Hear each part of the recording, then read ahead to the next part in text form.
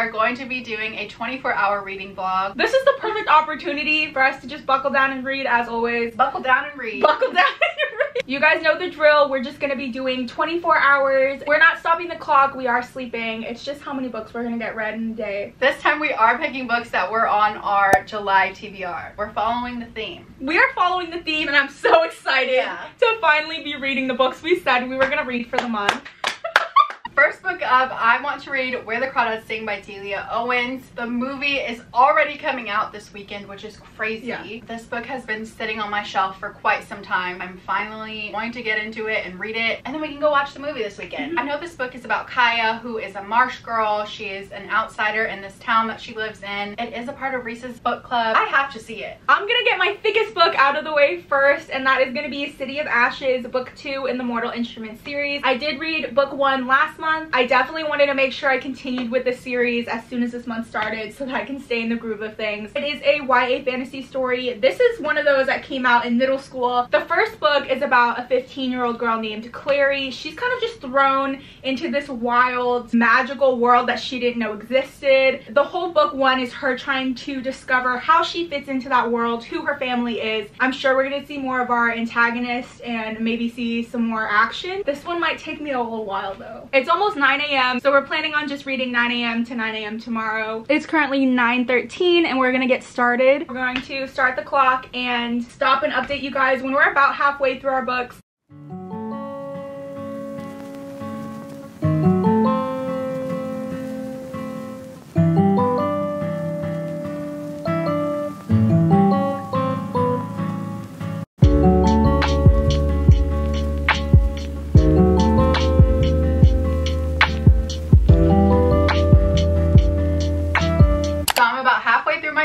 I've learned a lot more. I did not expect us to be following Kaya from like when she was 5, 6, 7 years old to now. We're seeing a 5-year-old basically raise herself. Everybody in her family has left her. She is on her own in this marsh. Everybody in like the main town treats her horribly, as if it's her fault. I know. That she's put in this situation. She's basically doing everything she can to survive on her own. The chapters are going from past to present. She is much older now and there is a murder in the town. Everyone is suspecting it to be her, just based off the facts that she's the marsh girl. There is one guy, his name is Tate, and one day he notices Kaya is lost. He stops and helps her like a normal person. I'm loving that. I'm hoping that their connection is going to grow because she truly has nobody. I'm not quite yet halfway through this book, but I am close to that. I'm gonna be kind of vague because if you do want to read this series, I'm not gonna tell you everything that happens in the second book. Basically, at the end of the first one, there's this big reveal and things happen at the end. This book, starting off, is very much the characters dealing with all the repercussions of everything that had just happened. They're trying to get back to normal. You also have these political conflicts in this world. There's misunderstandings happening. We're really much just deep diving into the characters now, learning more about them, how they react to different situations. One thing I do find interesting is this book is in third person, and I normally just hate that because I feel like first person just is more immersive. However, there's so much happening in this world and so many different characters. I almost think it does benefit the story with it being in third person because we are able to see like our antagonist and what he's planning and things like that throughout the books. I'm interested to see what happens. I do already have predictions and it's early on in the story. We are liking our books, so we're gonna just keep on reading and update you guys in a little bit. Honestly, we might just finish the books and update you guys after. It's currently 3:29. Because her book was longer, I did finish this book and I started a novella, but for this one, it was so good. It was so emotional. I was really crying towards the end. Throughout the whole book, we are Team Kaya. We are on her side because we've seen everything she's been through and experienced everything with her. We have a better understanding of her than anyone else in the town. I don't want to say too much more. Now I feel like I'm getting into a spoiler territory and I really don't want to spoil anything. I thought it was really good. I can definitely understand the hype around it. I can't wait to see the movie. I would say this, it has to be like a 4 stars. After I finished that book, I started The Lost Sisters by Holly Black, which is the mini novella in the Folk of the Air series. I wish I didn't read it, honestly, because listen, it is supposed to be from the sisters' point of view. It's basically the sisters like playing the victim card from the whole first book, The Cruel Prince, and like why she did what she did, how she felt. Which sister? Taryn. The one. Oh, absolutely not. Yeah. I wouldn't even want to read that. Why do you even need that? You don't need to read it. It wasn't like required, but because I was waiting on you. Because you took so long. So what would you give it? Honestly, with small novellas, it's hard to even rate because it's not a full story. I mean, whatever. 2. I'm like not Team Taryn. Right. So yes, I did finish City of Ashes. Here's the thing, okay? So much happened in this book, right? I mean, it's a long one, yet I feel like at the end of the day, nothing really happened. And let me explain myself. In the grand scheme of things, yes, a bunch of stuff happened. There was a bunch of information in the book, but this book essentially ended in the same key ways that the first book ended. The antagonist is still out there. Yes, we had interactions and battles with him, but he's gone. We know we're gonna see him again in the next book. Some of the main issues that happened in the first book still aren't solved yet, which makes sense. It's only book 2. I think there's 6 books in the series. I guess I just hate the fact that I don't really think we're gonna beat our antagonist until that last book. So I don't know what all these middle books are gonna be. With Clary, our main character, she's getting a little more comfortable in this world. We're getting more of her power and seeing exactly what she can do, which I like, but it's so slow that it's happening. I liked it. It was still entertaining. I don't know if I would read book 3 already. I think I need a little break. Maybe a 3.25. I think book 1 I gave like a 3.5. Because I just read The Lost Sisters, I'm going to read The Wicked King. We did a whole reading vlog on The Cruel Prince. Everybody said keep going, the series gets better. The ending of The Cruel Prince was pretty good. It caught us off guard. The first one was about 2 twin sisters who are human and they grew up in the Fae world. They were like constantly bullied and stuff throughout the whole book. One of the characters, Jude, stands up for herself. She finds her own voice. In book 1, we are trying to figure out who is going to be the new crowned king. Hopefully I like this one better than the first one. Last 24-hour video, I read The Chase, book 1 in the Briar U series by Elle Kennedy. This time around, I'm reading book 2. This is The Risk. Same old, same old. We are still at Briar University, contemporary sports romance. This one's really interesting because our main character is the daughter of the head coach of the hockey team. That already is kind of different. It was like the trope of that one that I really enjoyed. I believe the love interest is the captain of the rival hockey team at Harvard University. That setup is already good. I'm excited to get to know these characters. This was your favorite book in the Briar U series. I have high hopes then. We're gonna get started and update you guys halfway.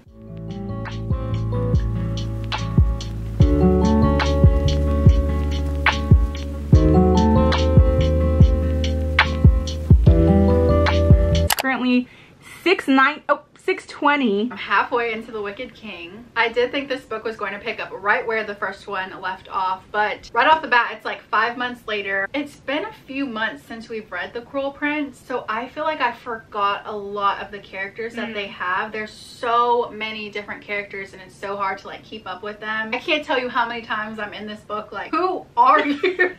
Who even is this? Oh gosh. This is only the second fantasy series that I've read, so I'm constantly comparing it to ACOTAR, which I hate that I do that. Personally, to me, I don't think it lives up to ACOTAR, but it's definitely just because it's the only one in that genre that I've read. I do have some predictions on how it's going to end, so hopefully I'm wrong. I am about halfway into The Risk. I did already know I was gonna love our main characters because of who they are in the book. The girl character, Brenna, does want to go into sports broadcasting, and you see kind of her journey going through different interviews. You see all of the difficulty she faces being a young woman trying to get her foot in the door in that field because it is male dominated. Again, you're getting more of their individual lives in this book, which I was missing from book 1. Since they go to opposing schools, they have this big game that they're going to be facing off at. They kind of do have to keep this relationship as a secret, and there's a little bit of sneaking around. I love that. We are just gonna keep reading, probably finish the second book, update you guys once we're done. We'll see you then.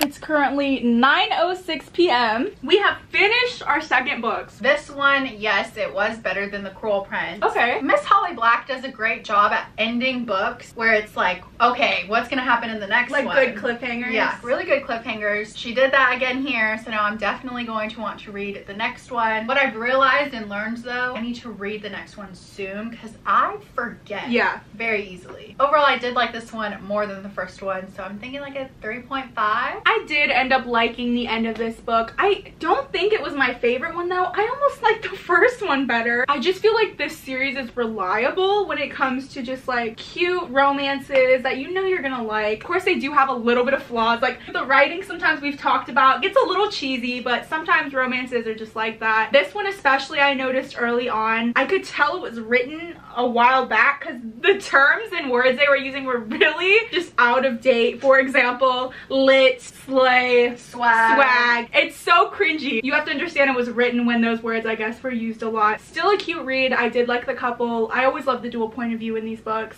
Overall, I liked it. I'd say 3.25, as I feel like most of the books in this series get from me. A solid contemporary romance. Normally, we're really strict when we do these 24-hour videos. Since we don't stop the clock, we try to just read as much as we can constantly throughout the day. Today, it's a little more laid back. We've been eating, we've been cooking, we've been editing a little bit, so we're hoping to finish all these books. We haven't even started our third book yet, so that's okay. For my third book, I picked a thinner one, and it is Tender as the Flesh. I talked about this one in our July TBR. A lot of you guys said you really enjoyed this book. Let me preface this by saying I am a vegetarian. And I have been like most of my life, so this should be interesting because this book is about cannibalism. I've just heard such great things about it, and I know it had a lot of great reviews last year and this year. It's such a short read too. I want to know what it's about. I want to experience the story. However, I don't do that well with like gruesome, gory descriptions, and a lot of you guys were commenting in that last video telling me that it does contain a lot of that, so I'm a little scared. I've decided I am going to tab this one. I already created my little sticky note key. I'm gonna have green for disgust, graphic, horror content, and I'm gonna guarantee you there's gonna be a bunch of green by the end of this. I did not pick a small book. I decided to continue on with the Addicted / Calloway Sisters series. We talk about it way too much. You guys know the deal. Yeah, y'all know what it's about. I just finished reading the first two Calloway Sisters series, and now I'm finally back to the roots, Lily and Lo. They've kind of been like side characters in the last two books I've read. I doubt I'm going to finish this book tonight because I'm already really tired. We will update you when we're ready for bed.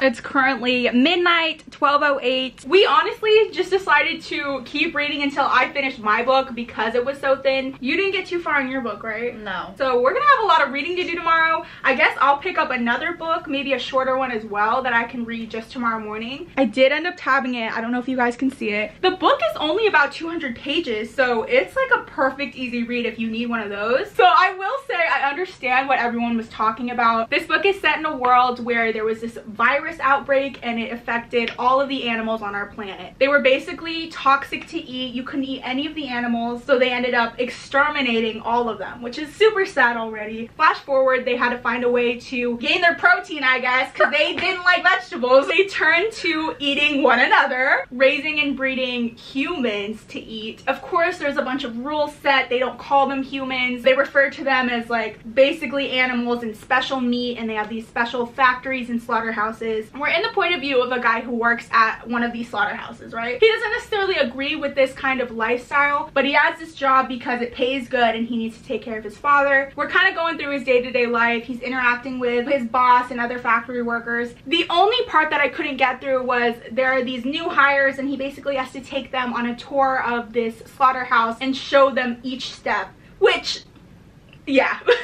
So I definitely had to like skim when they were going into gruesome detail about how they slaughter these humans. Here's why I really appreciate this book though. It's touching on so many different topics in such a smart way, because the way that this is written, this is exactly what happens in the food animal industry.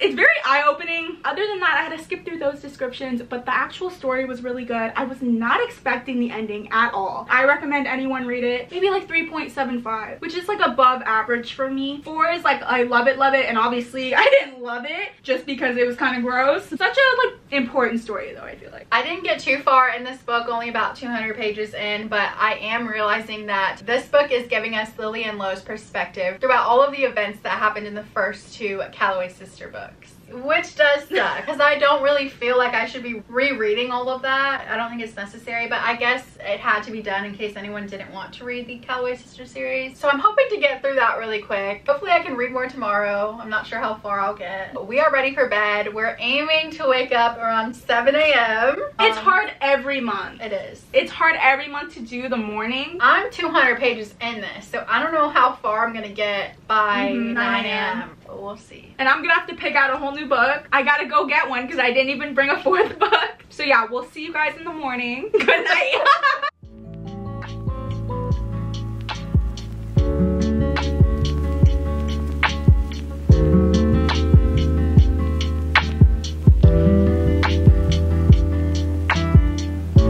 12:27 p.m. Definitely well past noon. So here's what happened. We had every intention to wake up this morning, be ready by 7, like we always do, read a little bit more until 9. Ooh, see, that's part of the reason. Yeah, it was like rainy, gloomy today. We both overslept. We did not read at all this morning. That's the first time this has happened though. We're normally so good about reading the next day, and it just didn't happen today. That's okay. We knew we were being a little more chill, especially since it's the beginning of the month. We have the rest of the month to read more books. It is kind of disappointing though, because like my 3rd book was tiny, and then you didn't even get to finish your 3rd one. It's okay. We have the rest of the month. Yeah, and we did a lot of other stuff too. We were like editing, eating, and everything. I don't know if you would call this a fail. I think we did great. We still had a great time reading. I liked the books that I had picked out. Still glad we did it. Not every time is gonna be great. Yeah, it's okay. Hopefully we read way more until the end of the month so that when we do our monthly wrap up, you hear more than just these 3 books. Oh my god. Let us know in the comments if you've read any of these books or if you plan to read any of them. Thank you guys for watching. As always, we do put out new book videos every Wednesday and Friday. So if you haven't already, please make sure to like and subscribe, and we will see you next time. Bye. It's that time of the month. No, she did not. That's not what I said. Check them out if you want to, or don't. Oh, you know the AS. Huh? This is reading weather though. This is good reading weather. When it thunderstorms. Or Twilight. Twilight. Yeah. Let's go watch Twilight.